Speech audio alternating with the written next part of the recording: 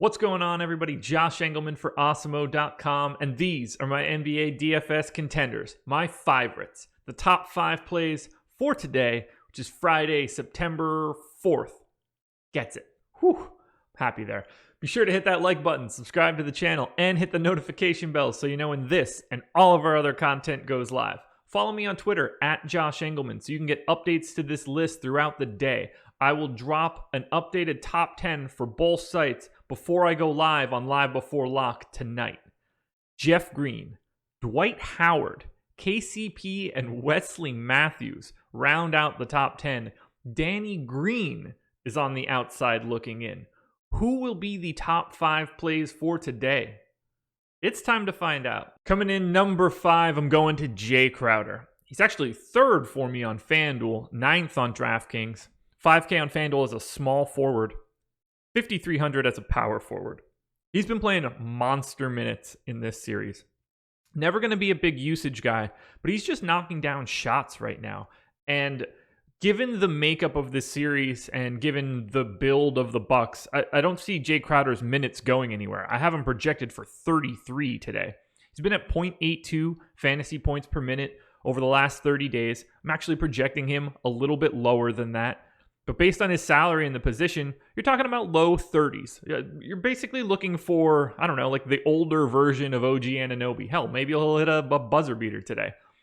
I think that you need to have Jay Crowder in about half of your lineups on FanDuel, depending on where his ownership comes in. That's a monstrous number.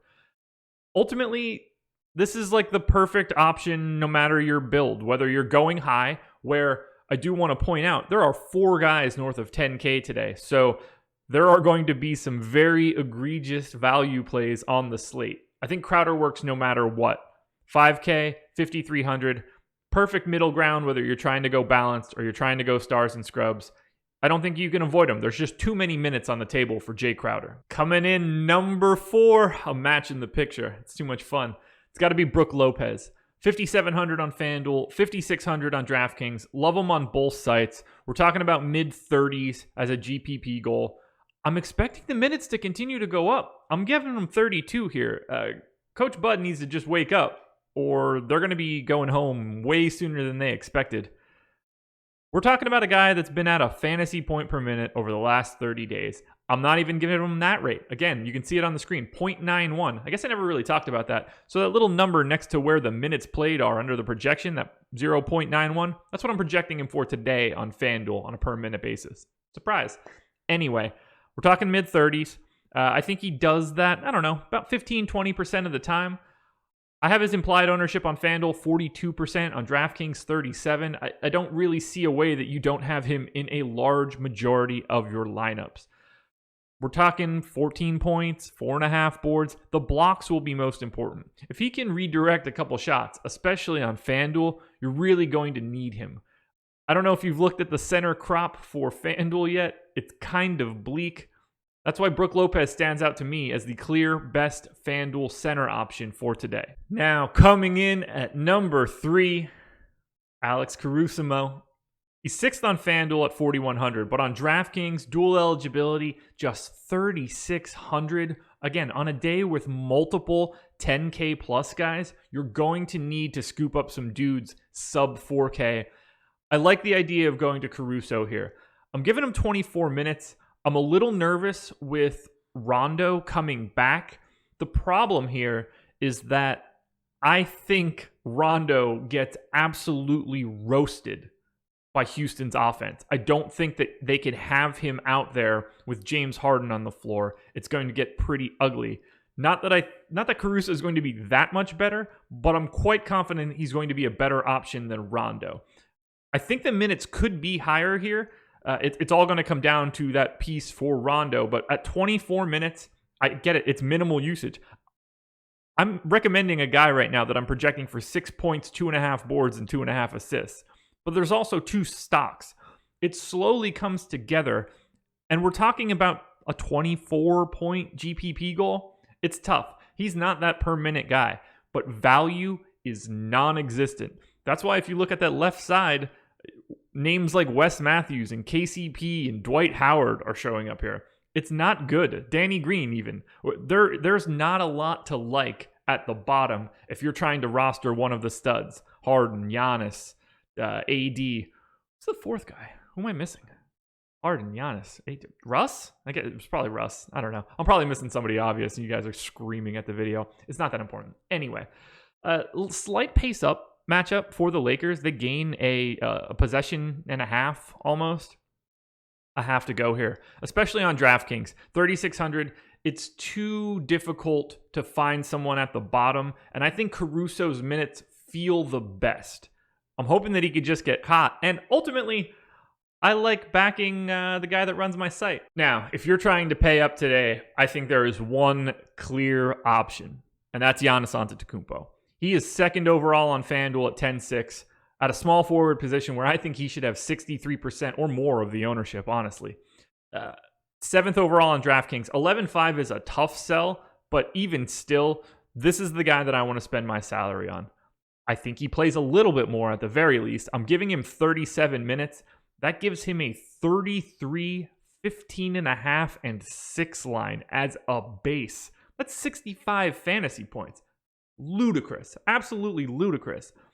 If he hits the GPP goal on FanDuel, which is 67, he does that 35% of the time. You can see in the distribution of fantasy outcomes at the bottom, like there are realistic scenarios where he goes for 80 plus. Clearly, you're going to need him in those cases. It's not been great. The Bucks have their backs against the wall. Giannis Antetokounmpo needs to be the guy that gets this done, and I think that he can do it. It's not like he hasn't been productive. 1.72 fantasy points per minute over the last 30 days. He still leads the league. He's the most efficient fantasy player in the world.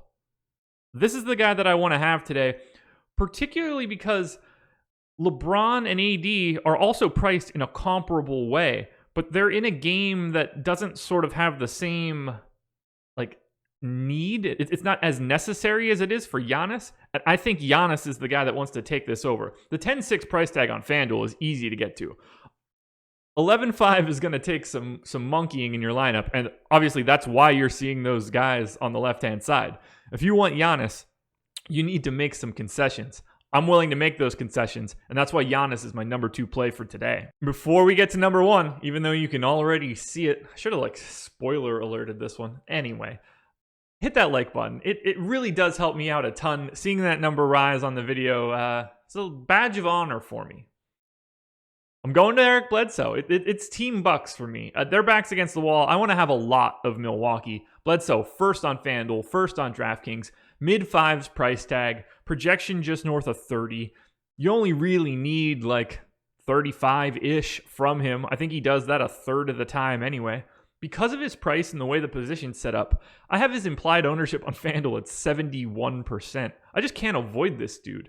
He's another guy where I think he gets a couple extra minutes. Now, I don't expect Bledsoe to just soar into 36, 37. I don't think he's prepared for that. 32 is fully on the table, and he's a point per minute guy. 15, 5, and 6 as a baseline, maybe 2 stocks. He's the most efficient play on the slate. He's the guy that gets the 30-plus minutes that also doesn't have to take a full backseat in usage. I'm projecting him for 20% in this game. He was, I believe, 0 for 5 in mid-range shots in Game 2. It might have even been 0 for 6. I can't remember, but either way, it's 0 for something. I don't expect that to continue, and I don't expect him to have to rely on the mid-range shot as much. I think as he starts playing a little bit after missing a couple games, gets the blood flowing again, knocks a little bit of the rust off, I think he'll have a slightly better time getting to the rim, and that should stop him from having to rely on the mid-range game so much. But either way, because of his price tag, he's just unavoidable. He's a legit starter on a team that I think is going to have a big day. And when you're priced like that in the mid-5s, there's no way around it. Eric Bledsoe has to be the best option on the slate. Alrighty, guys, that will do it. Those are my NBA DFS contenders, the favorites for Friday, September 4th.